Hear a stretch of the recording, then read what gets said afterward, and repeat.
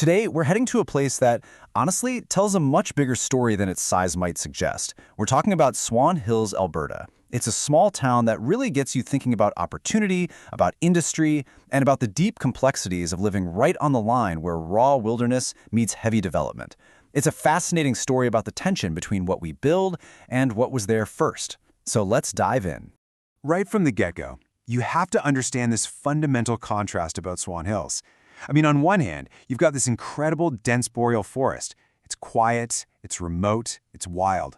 But on the other hand, you have an industrial heartland, an absolute powerhouse for the energy sector, built literally on top of a massive oil field. And that tension, well, that's at the core of its entire story. And that's really the key here, isn't it? This isn't just some forgotten town you drive past. Swan Hills has played a huge role in Alberta's economic story, and its environmental story too. What happened here tells us a whole lot about the kind of choices we all face. So how did this all start?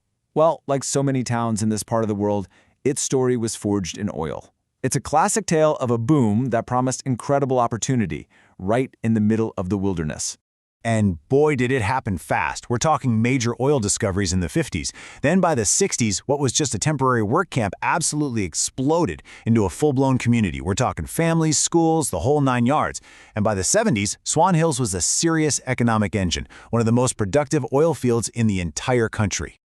The impact was just massive. The boom pulled people in from all over, all looking for good, stable work. And you know how it goes. Where the industry goes, everything else follows. All of a sudden, you've got homes, businesses, and a real tight-knit community taking root, providing solid incomes that supported families and helped fund public services right across Alberta. But of course, a story about resource development is never just about the economy, is it? In the 1980s, a brand new, and honestly a much more controversial chapter began for the town of Swan Hills. So this new chapter revolved around a hazardous waste treatment facility that was built near the town.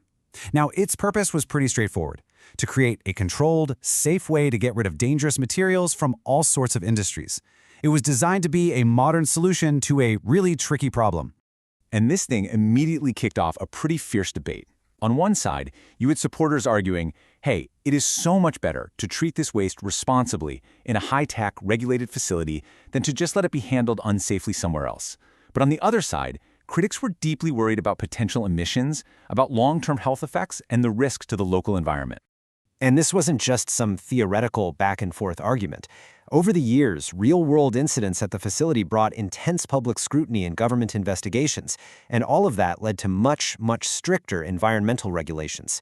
Suddenly, this little town of Swan Hills found itself right at the center of a huge provincial conversation about industrial safety. Okay, so that's the high-level view. But beyond all the headlines and the political debates, there's the human story. What was life actually like for the people who called Swan Hills home through all of this? Well, life in a resource town means you are constantly living with volatility. You're riding the roller coaster of the boom and bust cycle. The community's fate is tied directly to global energy markets. When oil prices are high, the town thrives, people move in. But when prices crash, investment just dries up and people are forced to leave. It's a constant reality. And this really gets to the heart of the dilemma, you know? For the residents, the very same industry that was at the center of all this environmental controversy, it was also the lifeblood of their community. It paid the mortgages, it funded the schools, and it made sure local businesses could keep their doors open. You see, for the people who actually lived there, life was way more nuanced than the headlines ever suggested. It was about generations of families all working in the energy sector. It was about kids growing up playing in the forest right outside their backyards. And it was about neighbors pulling together to get through those long snowy winters. It's a community with a really strong identity, no matter what people on the outside might think.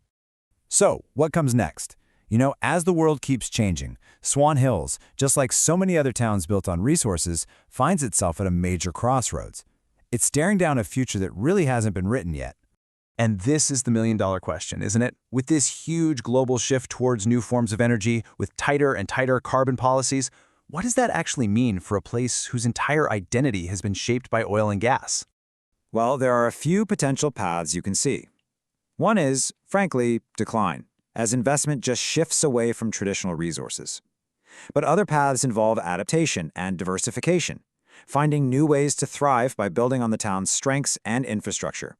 And this isn't just about Swan Hills. It could be a blueprint for resource towns everywhere. And look, this isn't just some wishful thinking. These ideas represent a real playbook for how a transition could work. We're talking about things like huge land reclamation projects, new environmental services, maybe even connected to that waste facility, or using the town's industrial base to bring in totally new industries. The future really isn't set in stone. And that is so important to remember. This isn't a history lesson, folks. The story of Swan Hills is happening right now. This town is actively trying to figure out these challenges today.